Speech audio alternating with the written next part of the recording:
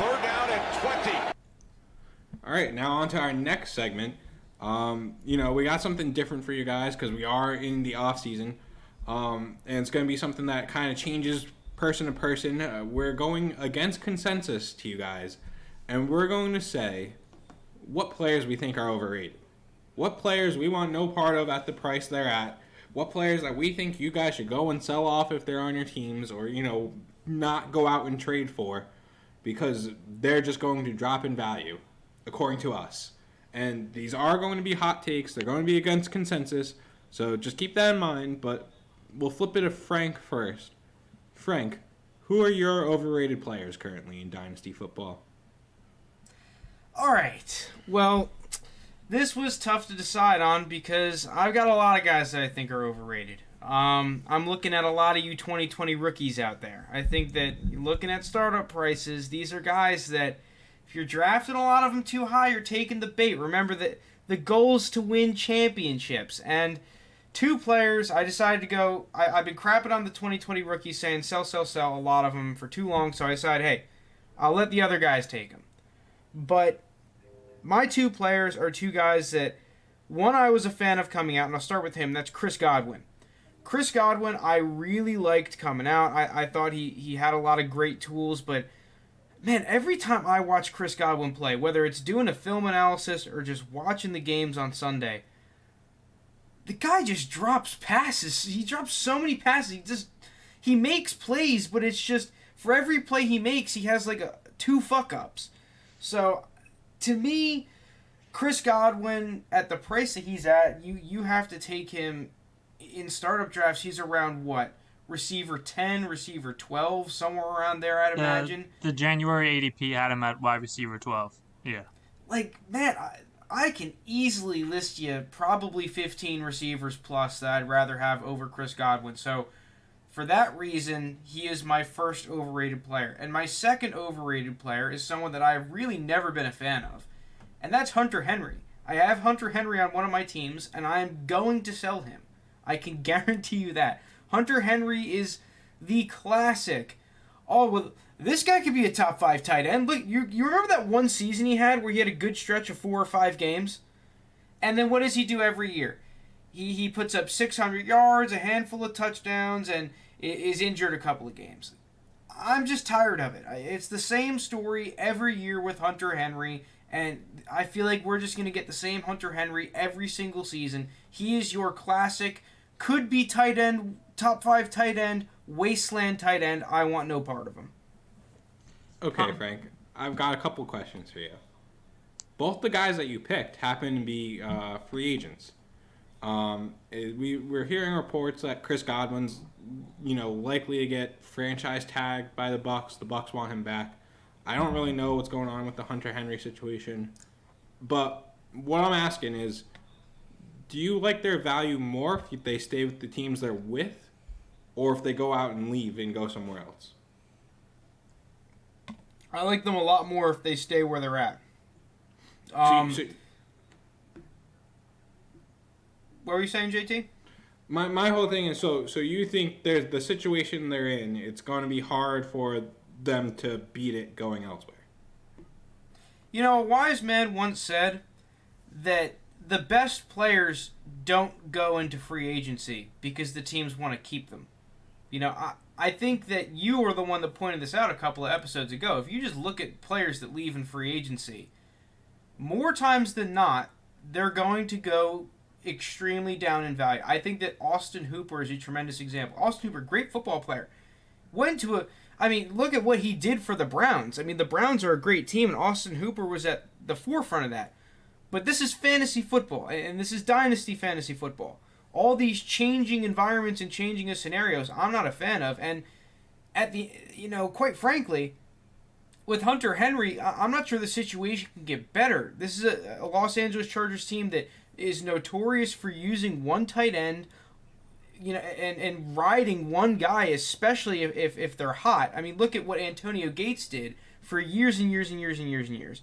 That was what they were expecting out of Hunter Henry. Hunter Henry, to me, just wasn't and isn't consistent enough for a team like that, and I think that they would rather look elsewhere instead of paying Hunter Henry $10+ million, they'll let him walk. Chris Godwin, I think for me, I don't think he's a bad player. I just don't value him as that top 15 receiver. So Chris Godwin, I'm definitely less overrated on. Hunter Henry, I want no part of. I agree with you on Henry. There are two things I kind of slightly disagree on with Godwin. I think depending on the situation, a different landing spot for Godwin could be pretty interesting. If he signs somewhere where he could hypothetically be the number one, which I think there's a couple situations where it could happen. Like I know, for example, the Giants are looking for receivers this offseason. If Chris Godwin signed with the Giants, he'd probably be the number one there. And I think that might help his value. I think it might help initially, but I think it would help his perceived value. I don't think it would actually increase his stats. That's fair. I'm just being a negative Nancy. I just remember clear in my mind watching both of those before the NFC Championship or whatever game it was, with the divisional round with the Saints and the Bucks playing each other. I just remember seeing it in those Bucks games where the Bucks are getting crushed, thinking to myself, man, one of these guys needs to step up. Mike Evans is getting doubled every play.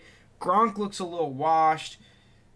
Pass pro is holding up. It's just these receivers against that physical Saints defense weren't able to create separation and make some tight catches. And a large reason of that was because Godwin was the guy that wasn't showing up.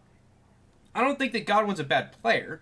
It's just, I think that if you ask him to have more of a role in an offense and be that reliable number one X receiver that everyone loves and likes to talk about, I would hate that as a Godwin owner, and I would run away from that situation because I just don't believe that he can do that.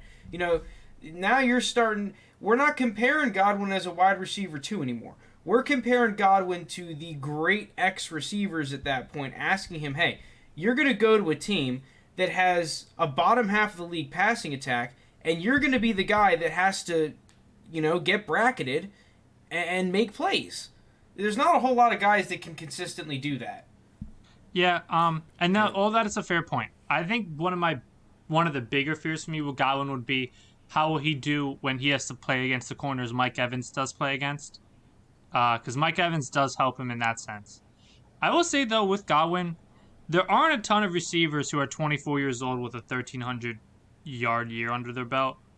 And with the drops the second half of the season, he did have the finger surgery midway through the year this year.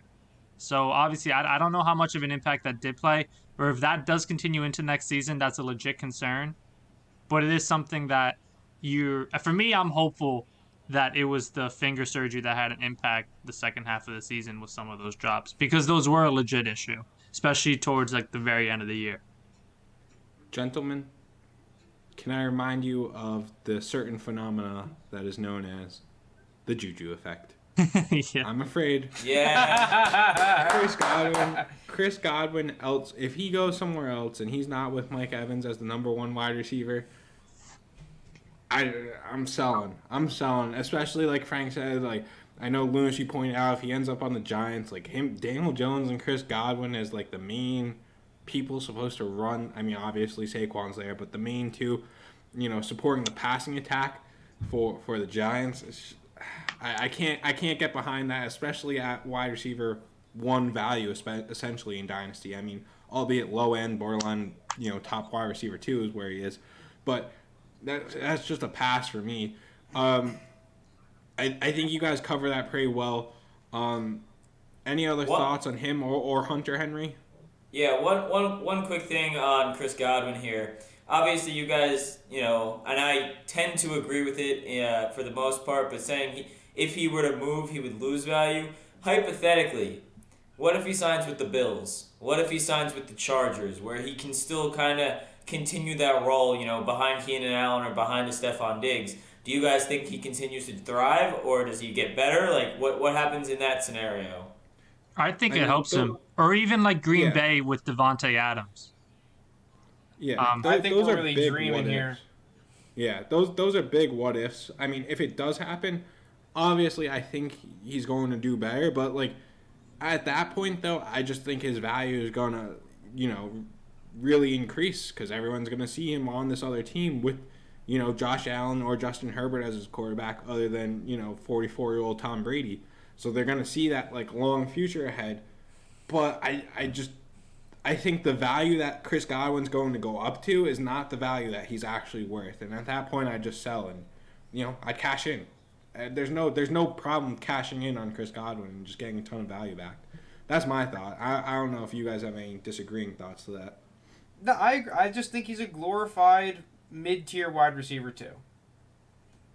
Who had a great year. He's not a bad player. I'm not saying that I wouldn't have him on my team, and if I'm not getting good offers, I'm not going to sell him. It's just I'm not going to come out here and act like I have him valued as a top 12 receiver or not necessarily even close to it. There's just a lot of guys I'd rather have over him. Completely agree, Frank. Completely agree. All right, JT, why don't you... Yeah. Real quick, it just has me a little bit worried that we're all agreeing on this. I mean...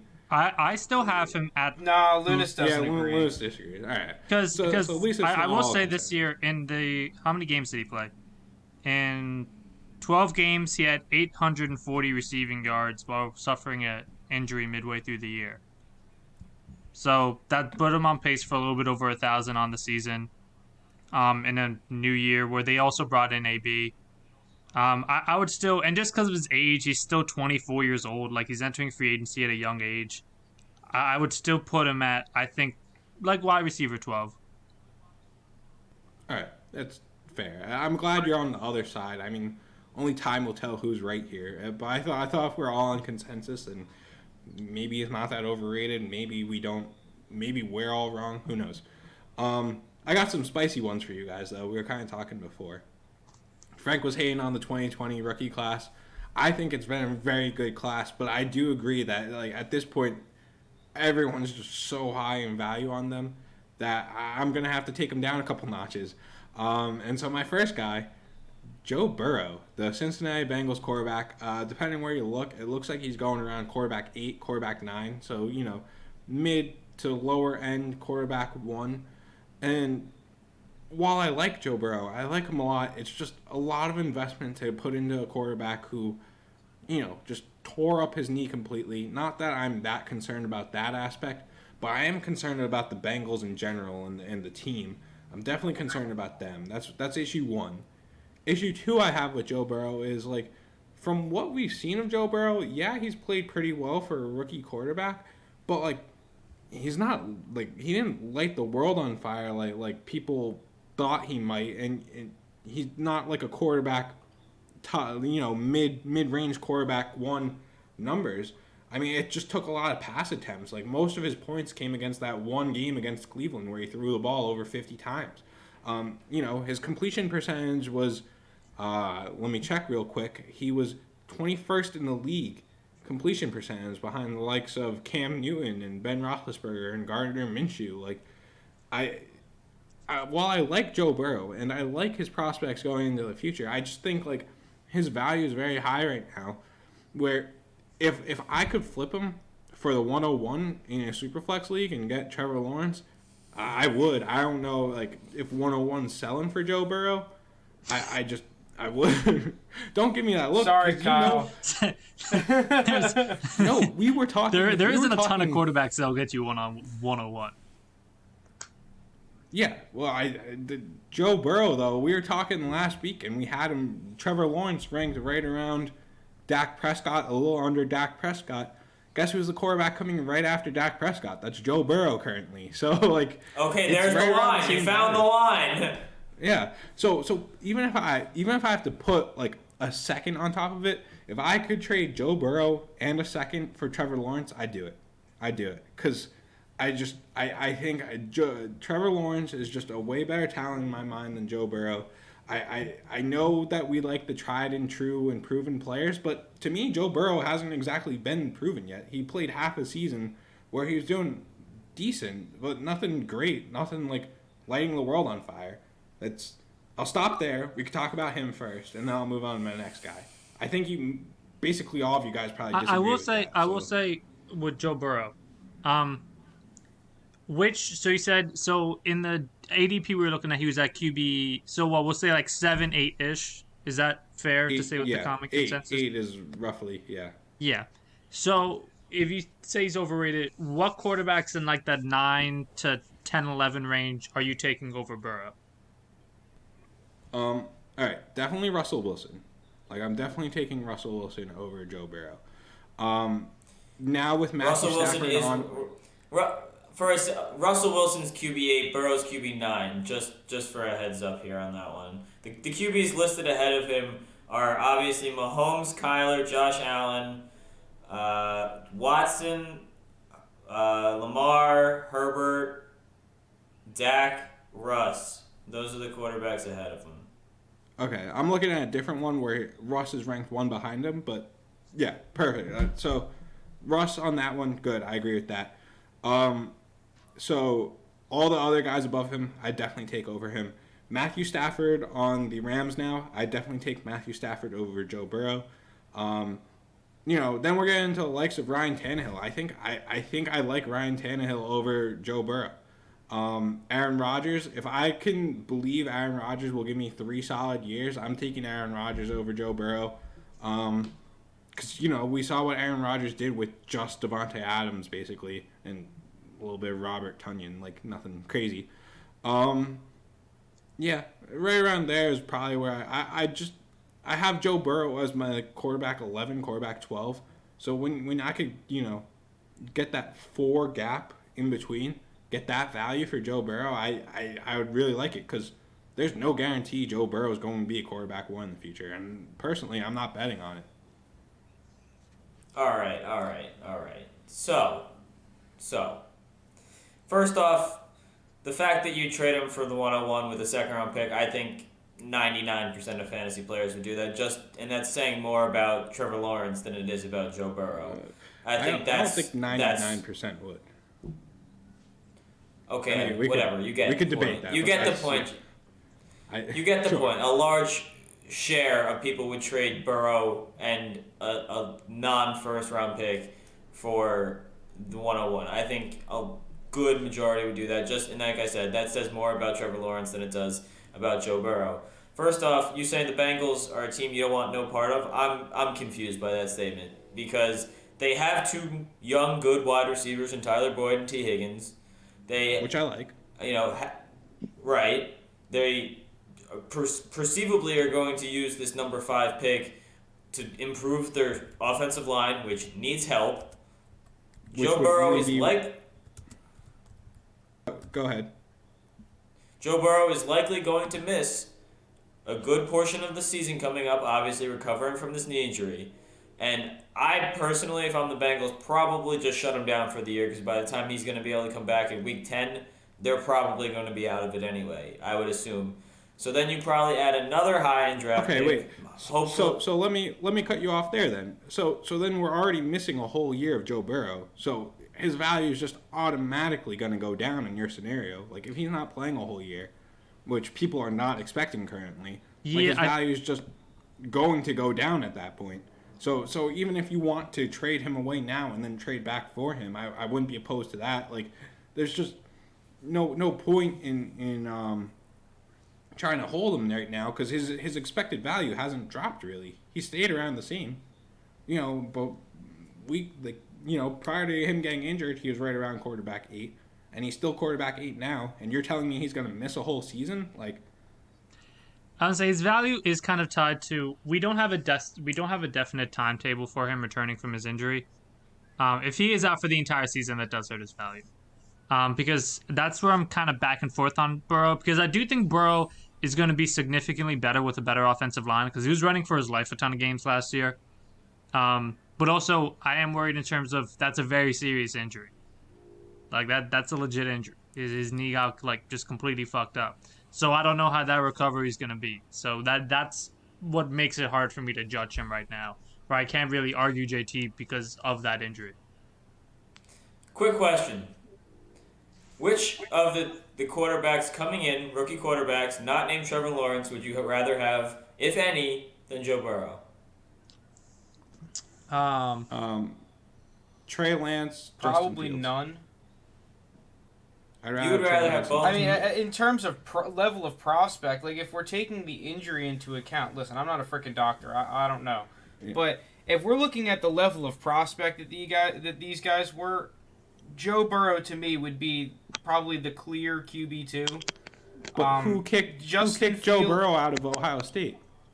Who made Joe Burrow leave Ohio State? I don't care about that, dude. Tom Brady was struggling to get a starting job at Michigan. Now he's Tom the GOAT, Brady right? is such a crazy anomaly to anything. Like no 6th-round pick is ever like. Little do historians know. Baker Mayfield was a walk-on. Like, I mean, there's plenty of I'm not gonna flame a guy and devalue him because Ohio State if you're talking about prospects, like it's clear that Ohio State at least thought that Justin Fields was the better prospect. I mean, college is different. Well, Justin Fields wasn't on the team at the time, was he? It was Dwayne Haskins and, it was J.T. Barrett, right? It was Fields who beat him up for the next year's starter. Yeah. But college is a little bit like Tebow made Cam Newton transfer.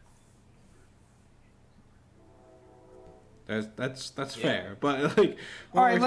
I kind of want to jump in here though, real quick, about the whole Joe Burrow discussion because JT, I actually do agree with you that I kind of agree that both him and Herbert's price tag for me is a little bit too high for this simple reason, right?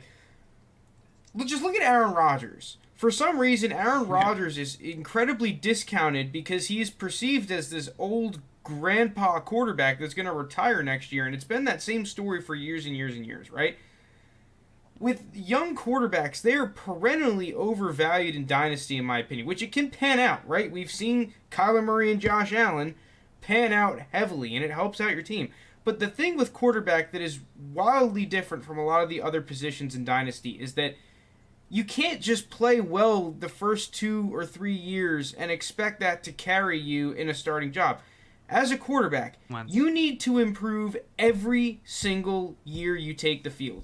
And it is the hardest thing to improve on. The more tape that gets out on you and the better you perform, the more these really smart defensive coordinators, when they go to sleep at night, are thinking, fuck, how do I stop Patrick Mahomes? Fuck, how do I stop Josh Allen? Fuck, how do I stop Joe Burrow? And I mean, just look at Sam Darnold, right? I know this isn't the perfect example, but it's the one that came to my mind. He was a guy the first 2 seasons in the league was looked at as, oh, wow, he's a great young quarterback. If you go look at the YouTube comments on his good games from his rookie year, they're all going to say, wow, bright future ahead. So glad the Jets got this guy. Can't wait to see what he's doing in 3 years. Well, look what happened 3 years later, right? That's what's tough about the quarterback position that I think isn't priced into either one of these guys, is that you can't just do it for 1 year. You can't just it is the toughest thing to be really consistent as a quarterback. That's why it's one of the hardest positions in sports, and that's why they get paid the big bucks. Exactly. I think Lounis might have mentioned it quickly while you're talking, but the likes of Carson Wentz and Jared Goff, we're seeing what's going on with them currently. And people forget, although it's not guaranteed Joe Burrow's going to play, Jake did mention the theory that, the Bengals might just sit him. People forget, a sophomore slump, is also a thing for quarterbacks. A lot of quarterbacks do have that second year kind of issue. We've seen it with, Baker Mayfield and Cam Newton are the ones that kind of come to mind where they've struggled adapting and going into their second year because it's different. The NFL is different. There's nothing like the NFL. And so it's just at the price he's at with the injury he has. And I know Jake said they're probably going to get an offensive lineman this year. They're probably going to have a high pick next year where they could get an offensive lineman in the first round again next year. But even then, assuming both of them pan out, it's still a tough offensive line. JT. You got to remember, this is the frickin' Chargers and the Bengals we're talking about. These are two organizations that we just got finished ruining 2 great quarterbacks' careers. Phillip Rivers didn't do shit. Carson Palmer didn't do shit. These guys were immensely ultra-talented quarterbacks. Now, all of a sudden, because we see Joe Burrow and Justin Herbert have a few good games, we're all of a sudden assuming that these organizations that have proven they could never sustain a good quarterback, that we knew that Rivers and Palmer had the talent. We're just going to all of a sudden assume, oh yeah, they could do it this time. for some reason, now they can do it because maybe they have some different coaches.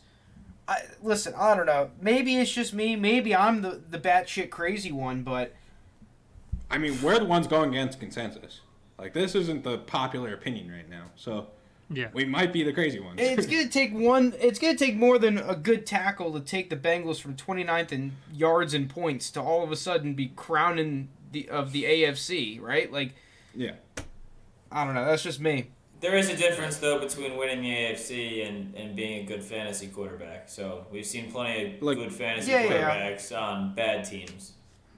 But to that point, though, Joe Burrow doesn't really have the mobility that, especially after his knee injury, that like a lot of good fantasy quarterbacks we're starting to see do have. Like the Josh Allens, the Deshaun Watsons, obviously. I don't really Jackson. care. He's so good in the pocket though. But he has to attempt so many passes. Like the only game he had over 30 points, and one of only like 3 he had the entire season over 20, was against the Browns when he threw over 50 times. Like if I'm relying on Joe Burrow to have to throw it like 40 to 50 times each game, like that concerns me. That's a big concern. Yeah, but I just want to see improvement. I don't really care about what either of these guys did.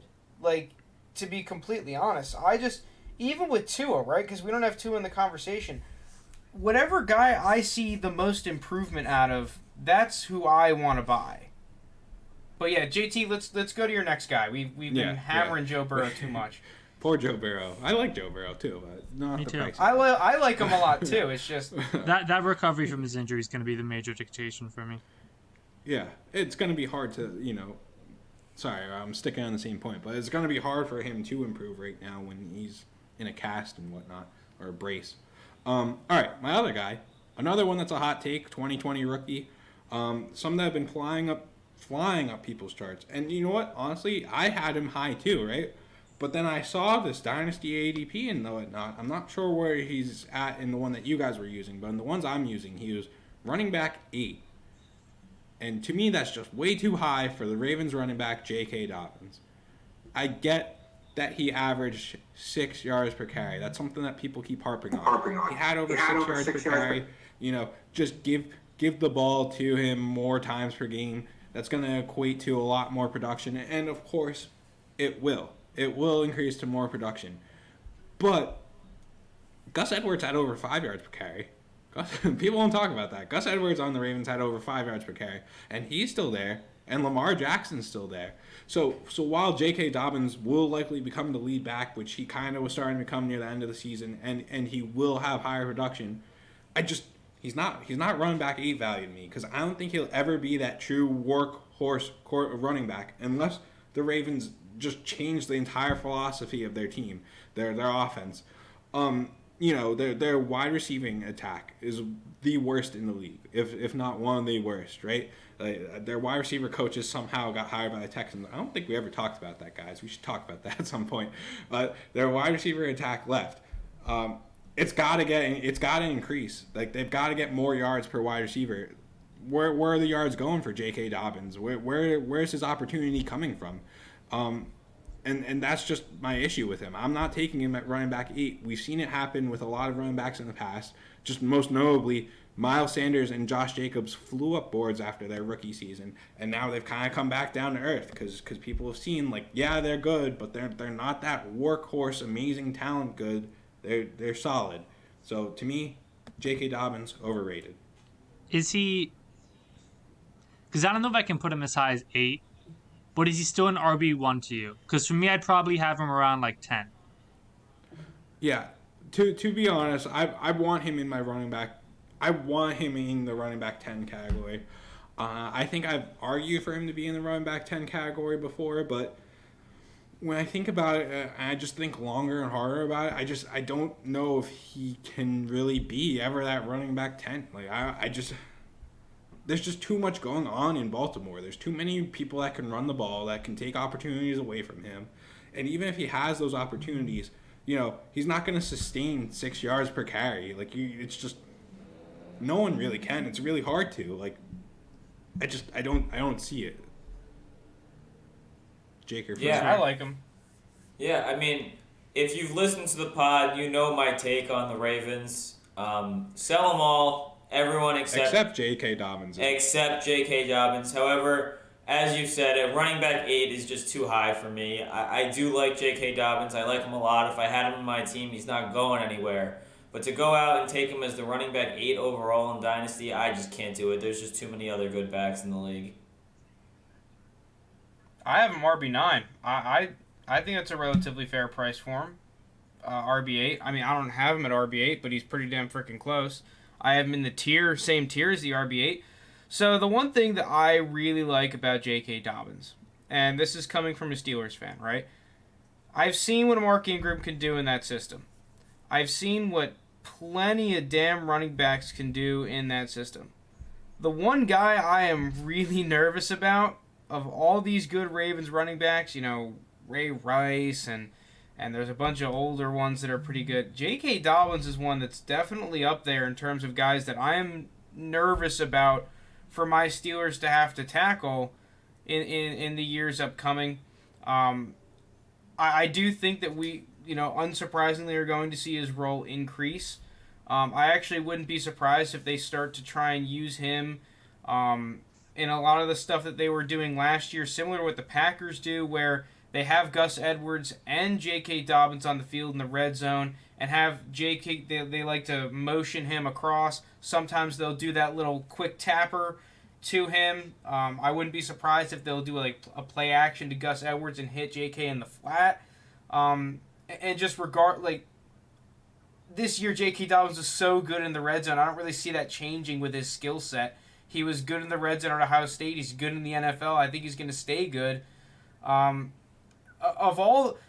do agree that J.K. Dobbins, if you're buying him, he's going to come at an arm and a leg, and I'm not sure I'm going to pay that price. But of all these rookie running backs, aside from Jonathan Taylor, J.K. Dobbins is the only one that I can really get on board with giving up an arm and a leg for right now. Are you not worried about Lamar Jackson taking carries? Are you not worried about Gus Edwards? It opens up the field for him. That's exactly what I wanted J.K. Dobbins to go to a system like the Ravens. I don't want him to go to the Falcons. Because they have Matt Ryan, there's so much less space on the field.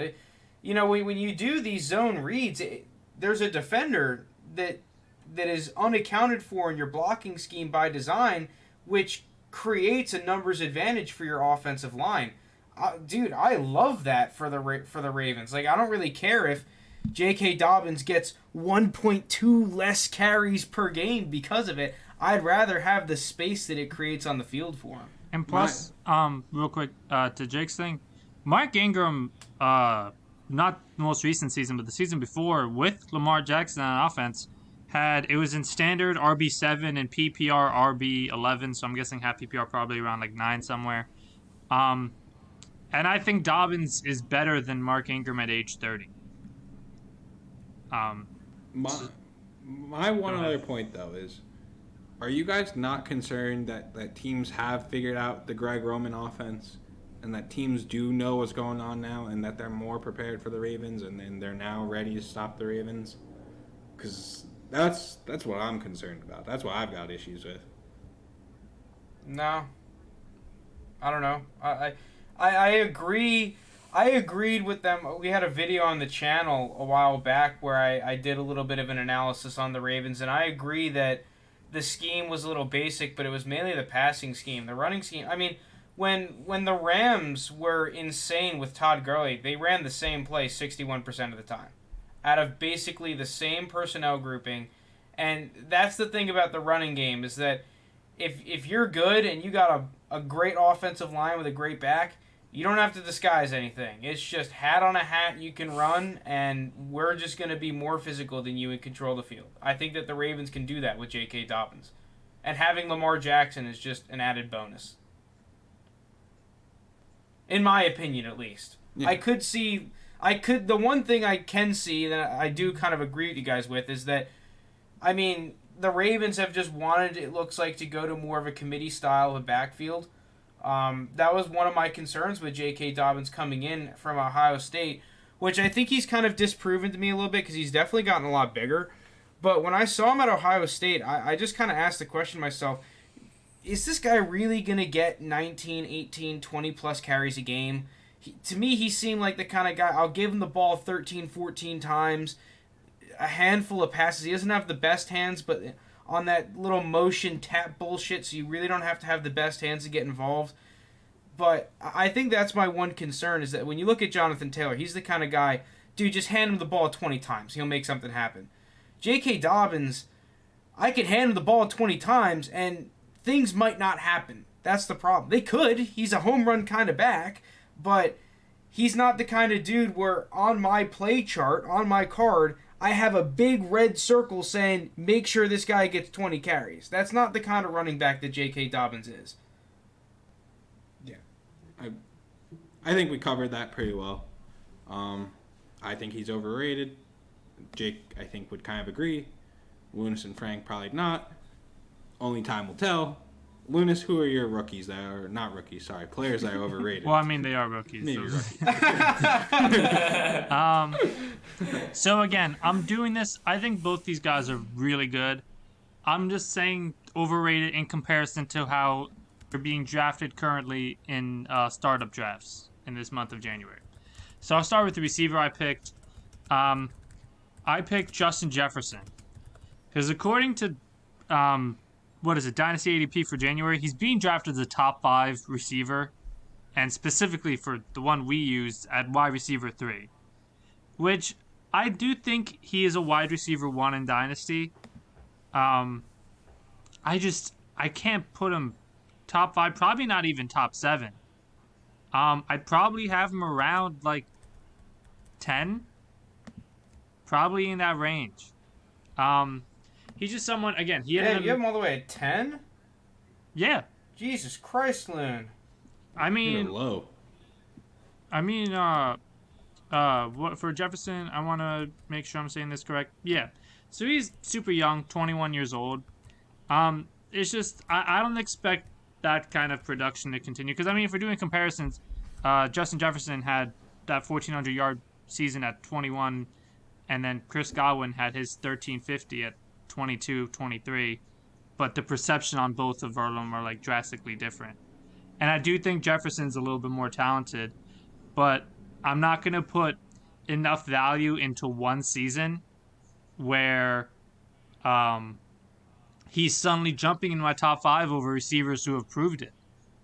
Like, I don't think I can put him ahead of DK. Can't put him ahead of Tyreek. Not putting him ahead of Devontae Adams. Not putting him ahead of DeAndre Hopkins. Let me just pull up the list of receivers really quick here specifically. I understand this being the unpopular opinion. Oh, no, I'm not putting him ahead of A.J. Brown. I don't know if I can put him ahead of Diggs. For me, I personally like CeeDee Lamb a little bit more, but I understand someone having him over, people having him over CeeDee.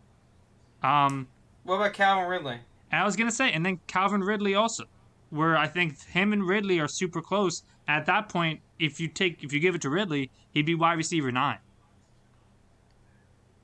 So that's what I'm saying. Damn, you have Ridley at wide receiver 9? Ridley's at 8. Oh, okay. Yeah.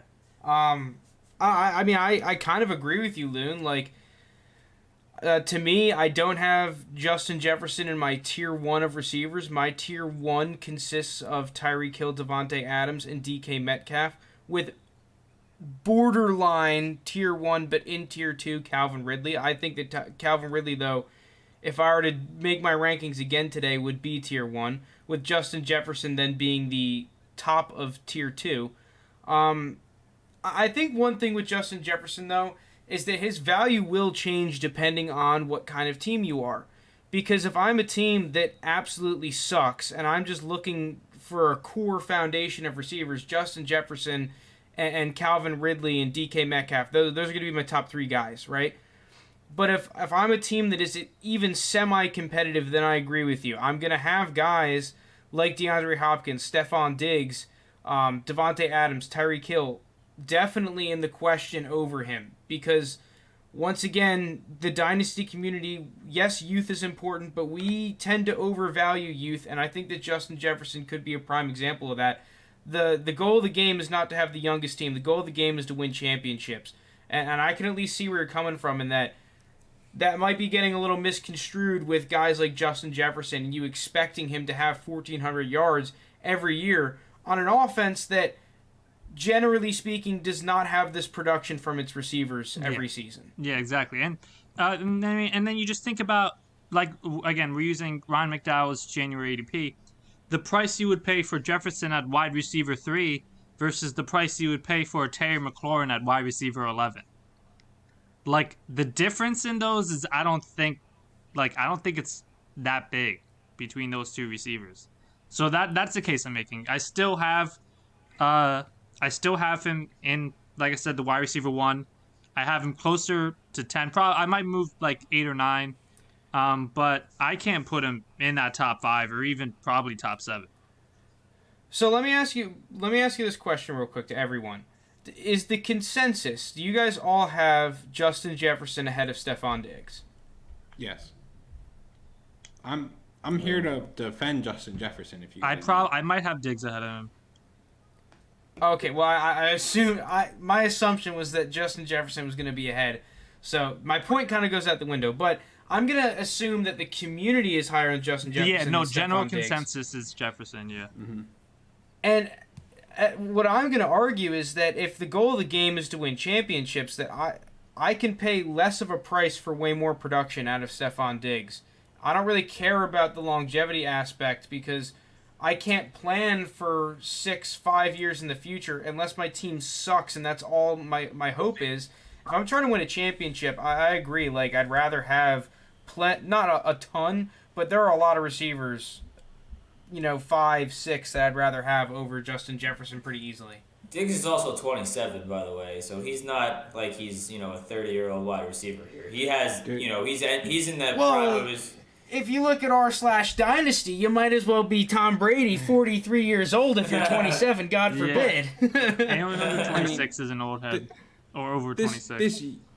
This year, though, Justin Jefferson was wide receiver 6, while Diggs was wide receiver 3. Like, you're not getting that much more production from Stephon Diggs than you are Justin Jefferson. I'm just not going to put too much stake into one season. I'd much think it's crazy. Like, you guys, I get that it's only one season, right? But 1,400 yards as a rookie, like, has never been done before. Ever. Like, Chris Godwin was just wide receiver 1 last season at 22, 23 Odell years was old. pretty damn close to that too. As a rookie, no. Odell broke 1,000. Odell broke 1,000, but he missed, I think, the first 3 games his rookie season. That's fair. But so since 2015, the only wide receivers to go over 1,000 yards were Amari Cooper, Michael Thomas, and A.J. Brown. Right? So Justin Jefferson beat all of them by almost 300 yards. Michael Thomas was the next highest at 1,137.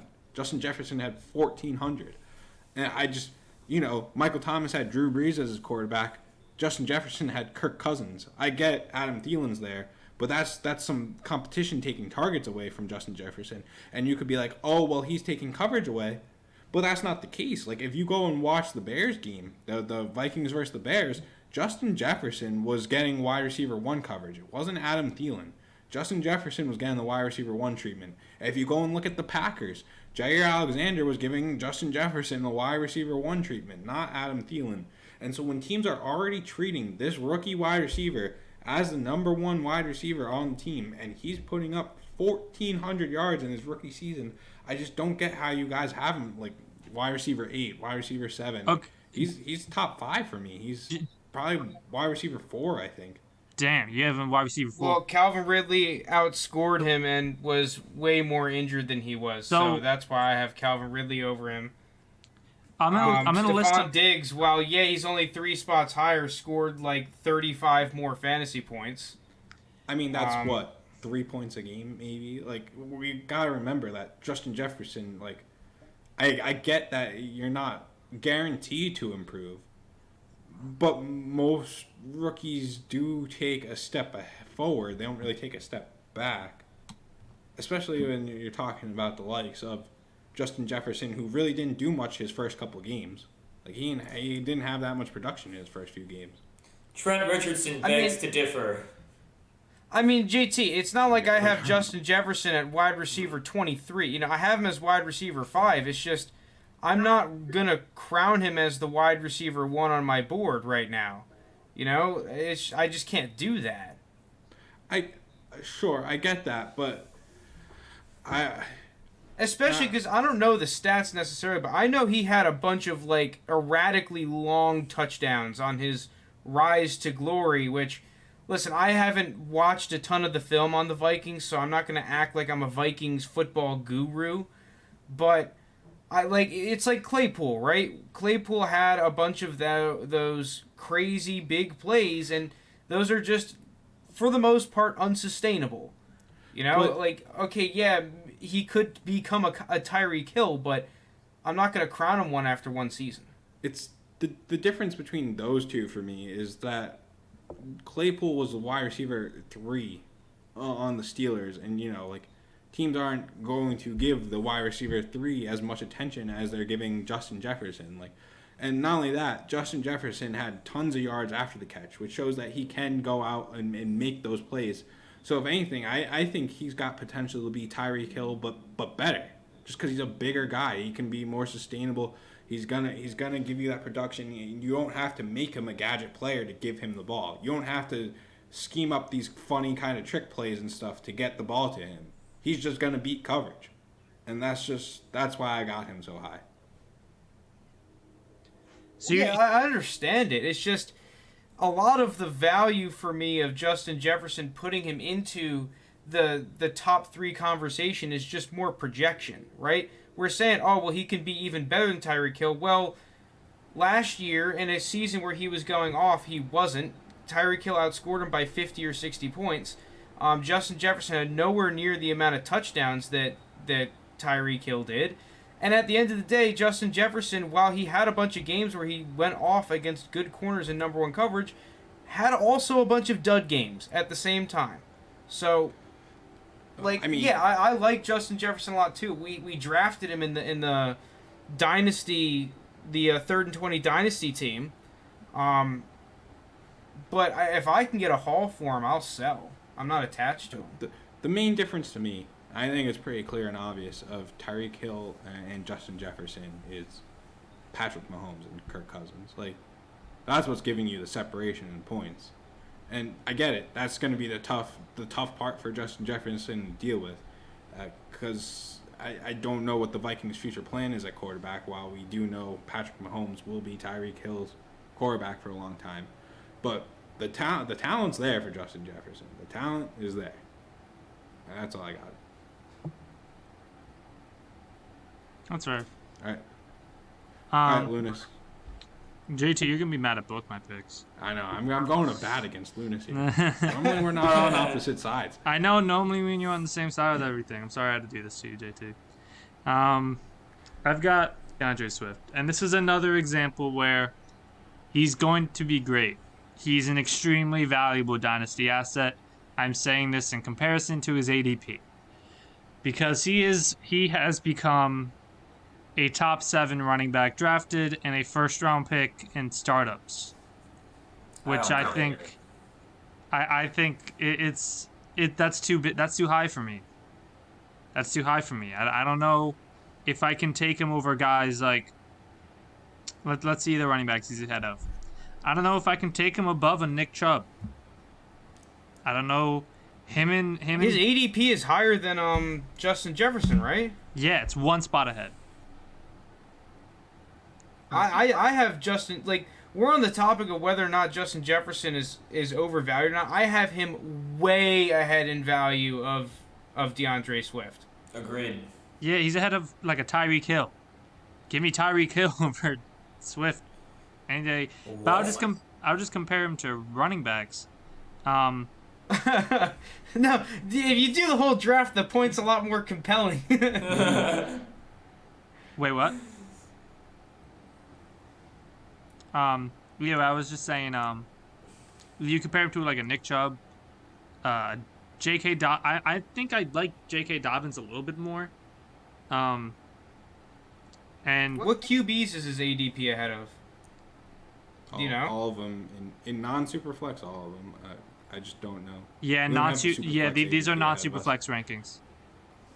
You know what? I could okay. try and Rats. I could try and pull it up real quick for you. But yeah. So what has you against Deandre Swift, Lounis? Before I jump in and defend my guy. That he's Wait. had like 2 good games, and then he's running back 7. So I don't know he's- why, Jake, but when you argue points, it is sometimes just hilarious. He's behind Joe Burrow, quarterback 8 in Superflex.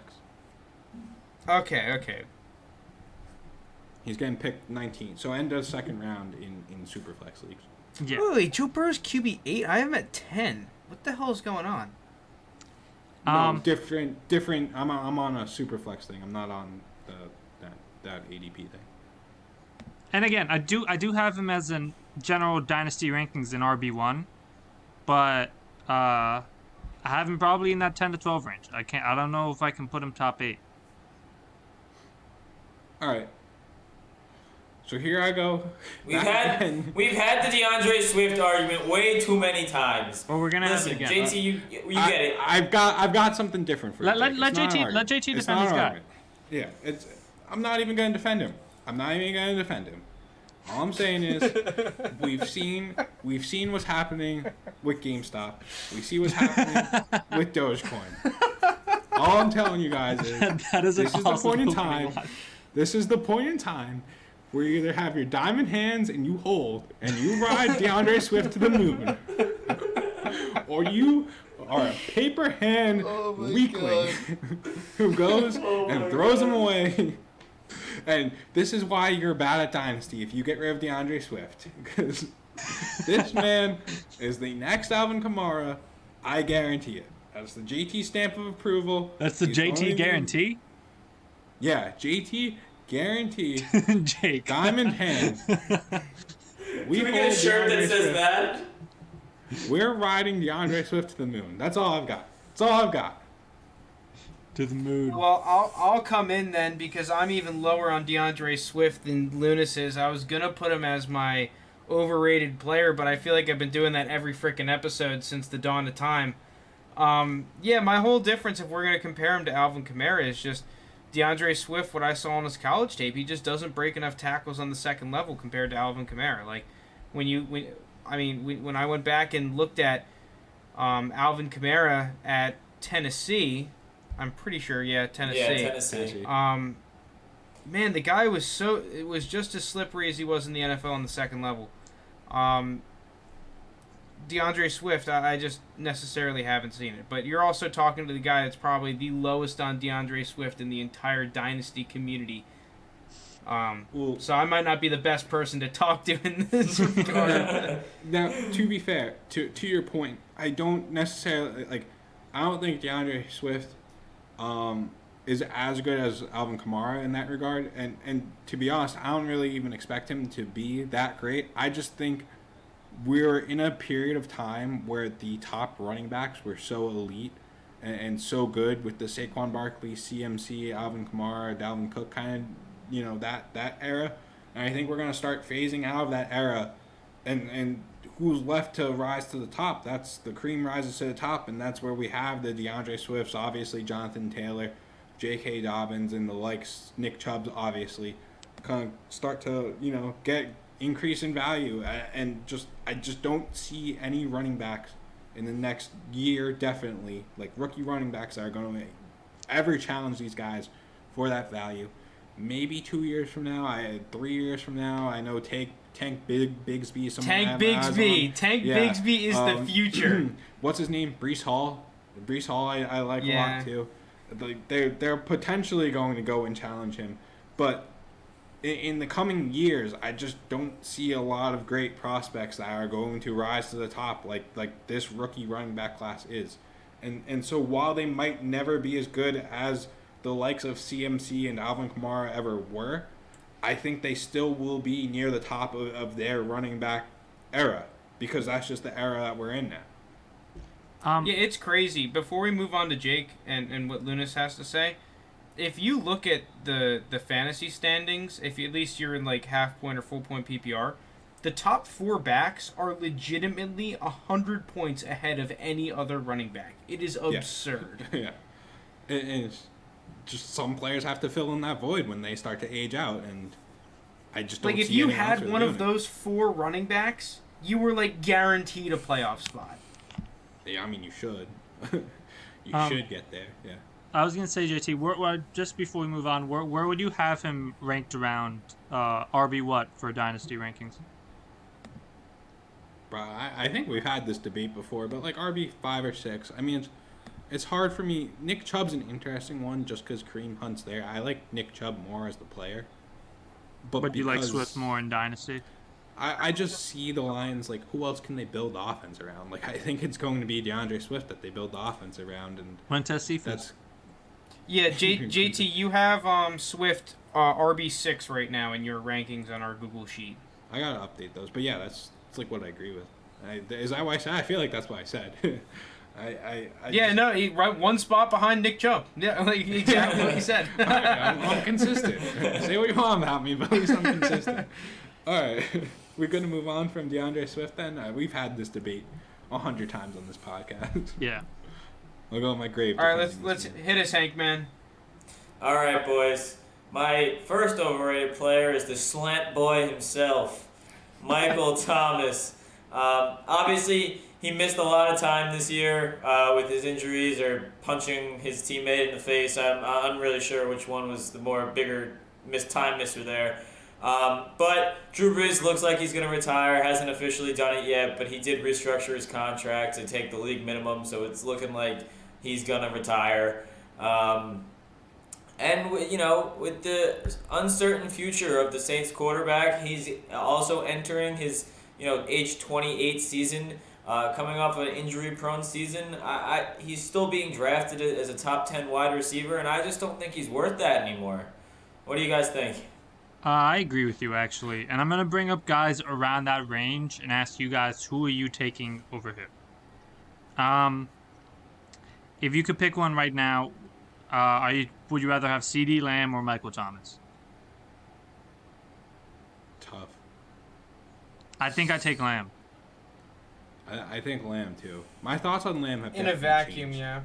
Yeah, my thoughts on Lamb have decreased recently, but I still would rather have Lamb. Michael Thomas or Terry McLaurin? Scary. Yeah, you Same. need Terry. I might take Michael Thomas there. I'm taking McLaurin, especially because I think the Redskins quarterback situation will improve next season. Football team. Oh my God, I'm so Yeah, proud. the football team. If Roger Goodell fucked it up, I'm excused. I would love. Side note though, in the NFL draft, I really hope they say Oh my God, the that'd be so 11th pick, the Redskins take. I think that would be the funniest thing of all time. I wonder if wait. there's going to be gambling odds on that. They were not the football team then. I forgot about that. Yeah, very different times. This one's tough. I think it's interesting. DJ Moore or Michael Thomas? I mean, I'm probably DJ Michael Moore's Thomas. biggest believer, so I'm gonna say DJ Moore, yeah. Yes, I think it's DJ Moore, but just by like a small amount. Side note, completely off topic, but I just want Deshaun Watson on the Panthers. Sorry, we could go back now. I actually kind of do too. Yeah.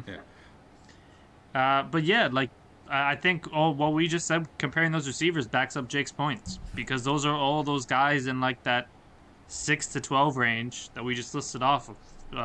Few of them that we'd rather have over Michael Thomas. So no, I agree with you on this, Jake. Are we all in consensus on this? Yeah, Do we all think we're Michael an Thomas is anti-slant boy podcast. I mean, I think I have him at 11 right now, 11 or 12. Who are the two receivers you have right above him and the two you have right below him? Two I have right above are CeeDee Lamb and Scary Terry McLaurin. Okay. Right below are Keenan Allen and Allen Robinson. Which, Okay. now that I'm thinking about it, I might put Keenan Allen above. It's just Keenan Allen I don't think has that ceiling that Michael Thomas has shown. That's the only problem. That's right. Keenan important Allen to and see- Thomas are tough for me. That's close. I think I might give the edge to Thomas because he's younger, but that one's really close. But also Allen Robinson too, man. We need to like start Allen considering Robinson. Allen Robinson up here because Allen Robinson, Most God forbid the underrated man gets a player. quarterback. He Like, puts up holy wide shit. receiver. Yeah, he's putting up wide receiver 1 numbers on like the worst teams, like the worst teams. So What if he's he one somehow thing goes to the about Chiefs? Like, what happens No, if he goes to I the said Chiefs? I sent this in our Twitter group chat actually. Allen Robinson tweeted out saying, "No cap, I want a ring." After Brady won, and I said this man's about to sign with the Chiefs for $0.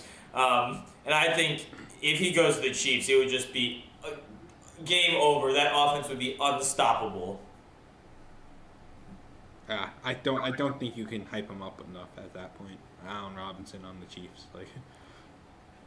Oh my God. Where did he has to shoot? He's shooting up in the top 10. It's like, okay, who would you rather have at that point? Allen Robinson or AJ Brown or Scary Terry, right? Like, or CD Lamb. Like, he's in that kind of conversation at that point if he goes there, right? Oh, absolutely, absolutely. He's consistently a wide receiver 1 playing with the likes of Blake Bortles, Nick Foles, and Mitch Trubisky as his quarterbacks. The boat. Come on, it's the boat. yeah, right. All right. I mean, it's something to look to though. Michael Thomas, what his quarterback is going to be, who his quarterback is going to be. I think that will probably drastically change his value, perceived value at least. For like, you know, it could be anywhere. What quarterback do you think would put him at a higher perceived value? Jameis or Taysom Hill or rookie? I think I Jameis. definitely think Jameis would put him at the higher value just because he'll just sling it. He'll just throw it 40 times Yeah. to him. I actually think he'd be great with Taysom Hill. Like, I saw Taysom Hill, like, Michael Thomas is the ideal type of receiver that Taysom Hill needs to have success in the NFL. He's the slant boy. He's running the short routes that Taysom Hill can hit.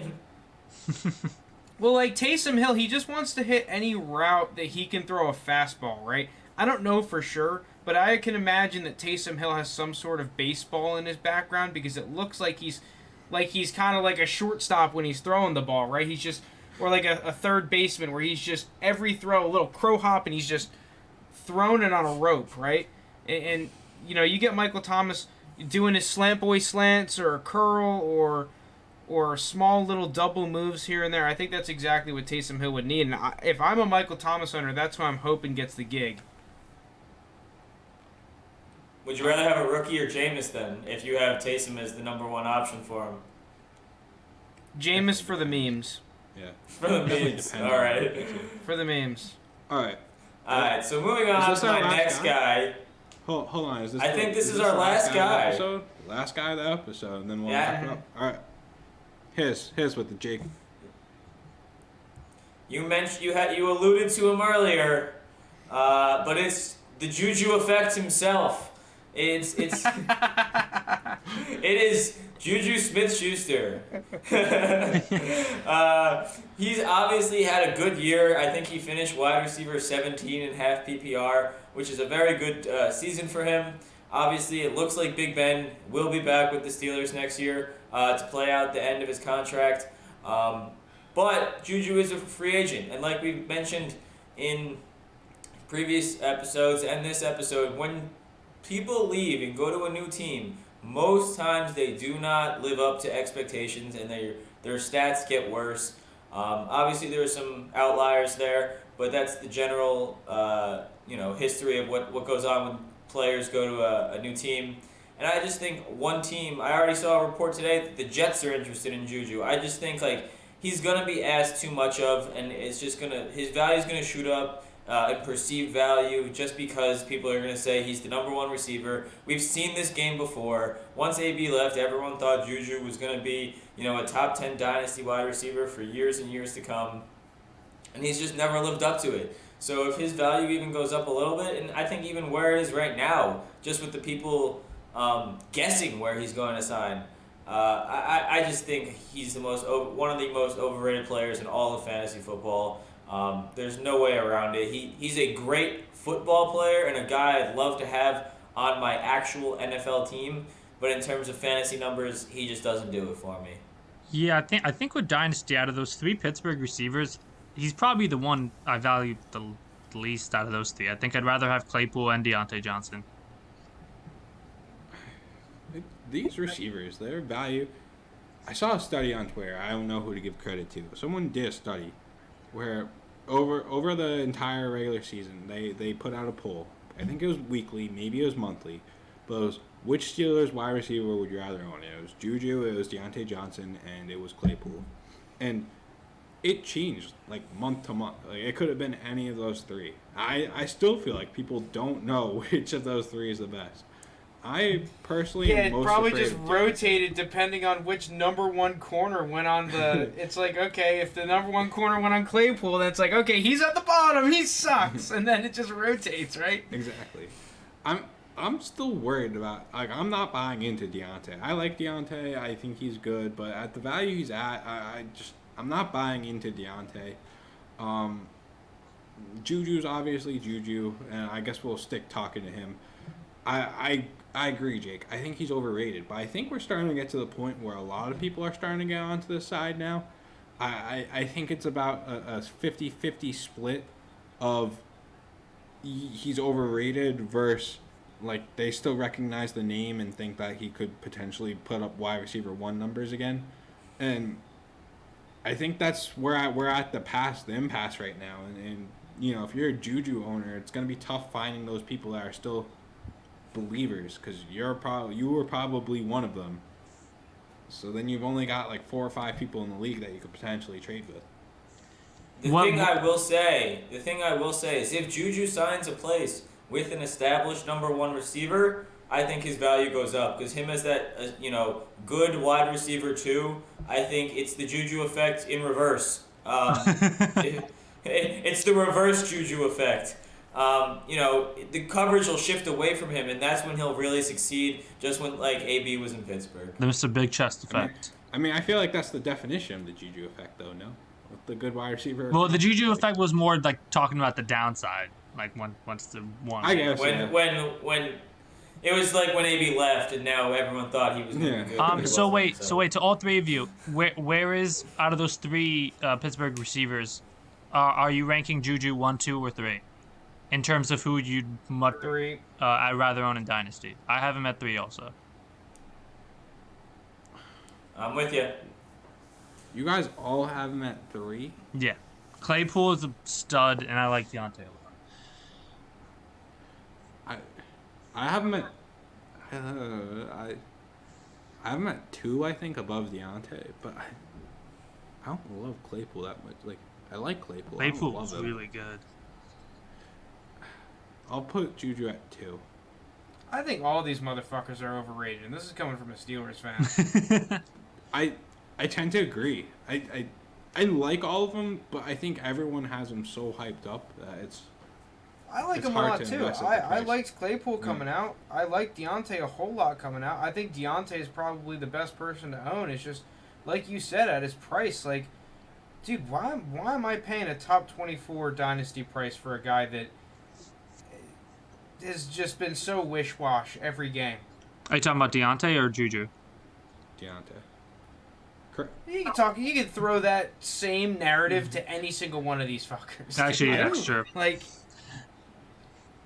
where was Juju? the problem with owning any single one of these players has been consistency. And at the end of the day, in fantasy football, it is nice to have high-ceiling players, but if you have that week in the playoffs where you have 2 receivers get 3 points, like, that wins you and loses you games. I had all these Steelers receivers on my roster, and every single week it was just a game of I start one guy and then the other guy goes off, and it loses you fantasy football games.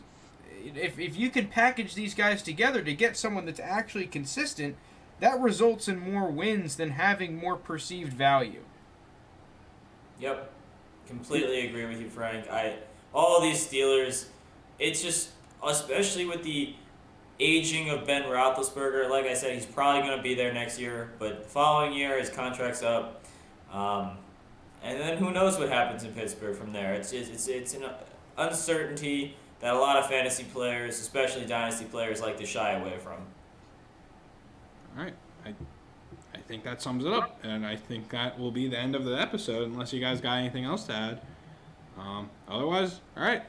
See you guys next week. Thank you all for liking our videos, watching them. Subscribe, please. Comment below if you're on YouTube. Give us a rating on whatever.